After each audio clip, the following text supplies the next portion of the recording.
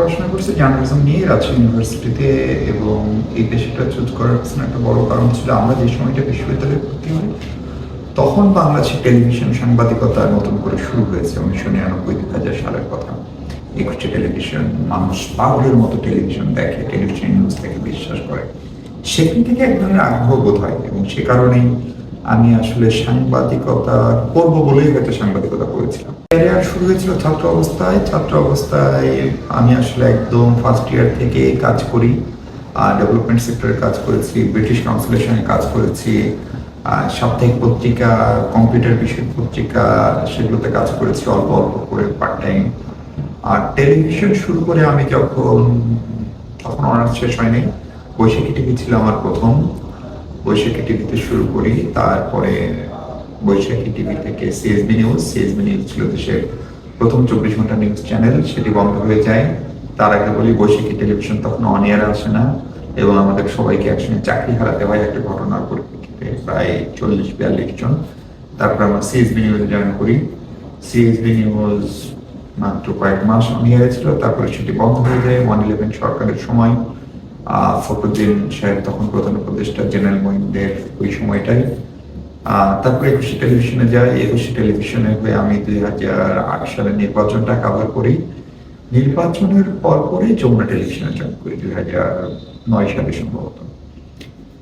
সেই যমুনা আবার বন্ধ হয়ে যায় টেস্ট ট্রান্সমিশন থাকা অবস্থায়। ফলে তখন আমি এটিএন বাংলা জয়েন করি।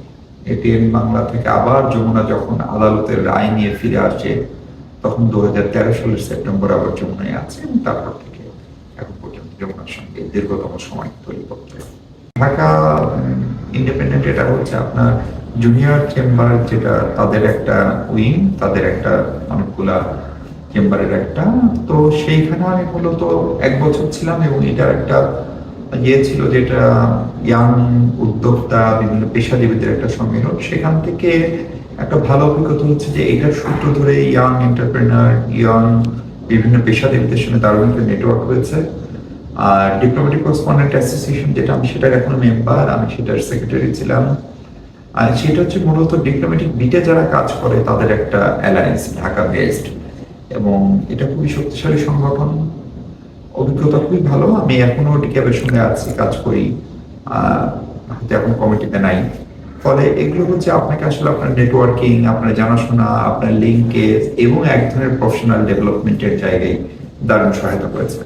সাংবাদিকতা পেশাতে এমন কোনো অভিজ্ঞতা আছে কিনা যেটা আপনার জীবনের জন্য অনেক বড় একটা পরিবর্তন ছিল?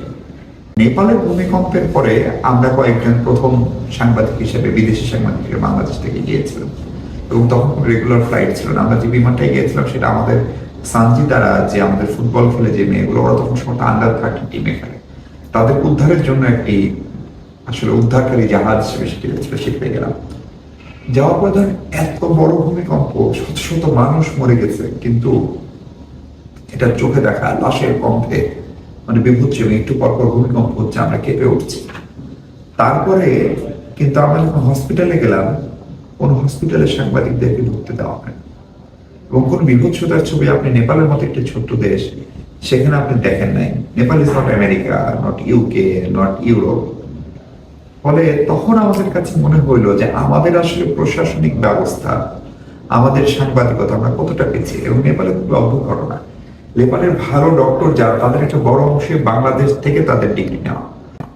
মানে আমাদের পিজি হাসপাতাল, যেটা আগে বঙ্গবন্ধু শেখ মুজিব মেডিকেল বিশ্ববিদ্যালয় কিংবা Mymensingh medical college, Dhaka medical college, সেখান থেকে তাদের সেই ডিগ্রিগুলো নেওয়া। ফলে এটা একটা দুর্দান্ত শিক্ষা। কিন্তু আমি যে ভয়টা পাই, মানে মাঝে মাঝে ঢাকায় যে ভূমিকম্পের কথা শুনি, বা ভয়টা যখন হয়, কিংবা যখন কোনো আগুন লাগে, তখন শুনে আমার যদি একটু ভূমিকম্প হয়, আমাদেরকে যারা উদ্ধার করবে, আমাদের ফায়ার সার্ভিস, সেনাবাহিনী, পুলিশ, তাদের ভবনগুলো কি বাঁচবে? ফলে এইটা একটা ভয়ঙ্কর রকমের শিক্ষা। একটা বড় শিক্ষা হচ্ছে যে আমরা সাংবাদিকরা বাংলাদেশে ধরেন অনেক কিছুকে আমাদের অধিকার মনে করি, এবং বিশেষ করে ধরেন আপনি কোনো পাবলিক ওপিনিয়ন যখন নেন, কারো যখন মতামত নেন, উনি ওপিনিয়ন দিবেন, সেইটা তো আপনার কাছে একটা রেকর্ডের জিনিস, কিন্তু দিলেন না, তার ওপিনিয়নটা ম্যাটার করে। এইটার উদাহরণ হচ্ছে 2017 সালের সময় ডোনাল্ড ট্রাম্প যখন প্রেসিডেন্ট হলেন, সেই ইলেকশন আমি কাভার করতে গেছি, তখন ট্রাম্পকে কেউ পছন্দ করে, এবং পাবলিক পারসেপশন হচ্ছে Hillary Clinton she will be the first female US president. আমি এরকম 30 জনের মতো লোককে র্যান্ডমলি জিজ্ঞেস করলাম, এর ভিতরে 16-17 জন কথাই বললেন না কাকে ভোট দিবেন বা কার পক্ষে আপনার ভোট যাবে। যারা বললেন তাদের একটা বড় অংশ হিলারির পক্ষে বললেন। ফলে গ্লোবালিও CNN থেকে শুরু করে সব মিডিয়া ওই সময় কিন্তু তাদের ফোকাস ছিল হিলারি জিতবে, ট্রাম্প হারবে। আমিও সেই ভুলটাই করছিলাম, কিন্তু যে 16-17 জন কথা বললেন না তারা আসলে ট্রাম্পের পক্ষে, তারা আসলে ট্রাম্পের জন্য প্রকাশ্য অবস্থান নিতে ভয় পান। ফলে আমরা মিডিয়ায় যা দেখি সব কথাই হয়তো সত্যি না। ফলে ধরেন আপনি আমাদের এখানে শেখ হাসিনার আমলে বা জুলাই আগস্টের আন্দোলনের অভ্যুত্থানের আগে মিডিয়ায় কিন্তু প্রচুর আওয়ামী লীগের পক্ষের বয়ান ছিল, কিন্তু বিপক্ষের বয়ানটা হয়তো এক হচ্ছে সাংবাদিকরা নিত না অথবা দেখাতো না, দুই হচ্ছে মানুষ হয়তো কথা বলতে ভয় পেত। ফলে আমি 2017-এর ঘটনার সঙ্গে 24-এর ঘটনাকে মেলানোর একটা শিক্ষা পেয়েছি যে যারা মিডিয়ার সামনে কথা বলে না তাদের সাইকোলজিটা কি, এবং তারা হয়তো পপুলার জিনিসটা চায় না। ফলে সেটা একটা বড় শিক্ষা বলতে পারে। আপনারা যখন সাংবাদিকতা আসছেন তখন মিসইনফরমেশন একটা বড় চ্যালেঞ্জ। এআই একটা বড় টুল হয়ে উঠবে। হয়তো কিছুদিন পর আমাকে হচ্ছে স্ক্রিপ্ট লিখতে হবে না, এআই আমার জন্য স্ক্রিপ্ট রেডি করে রাখবে। এমন হতে পারে আমার আর্কাইভ ফুটেজ এআই জোগাড় করে রাখবে। উদ্যোক্তা হওয়ার বিশাল সুযোগ রয়েছে। আপনি যদি একটা ভালো ইউটিউব চ্যানেল করেন, আপনি যদি একটা রান্নার ভালো চ্যানেল করতে পারেন, আপনি যদি সাজুগুজুর একটা ভালো চ্যানেল করতে পারেন, লাইফ স্টাইল করতে পারেন, আপনি যদি হার্ডকোর অনুসন্ধানী সাংবাদিকতার একটা ইয়ে করতে পারেন, শুধু আবহাওয়ার খবর বলে এরকম অনেক চ্যানেল এখন জনপ্রিয়, সেগুলো ব্যক্তি উদ্যোগ। ফলে সেই সম্ভাবনাটাও তৈরি হয়েছে।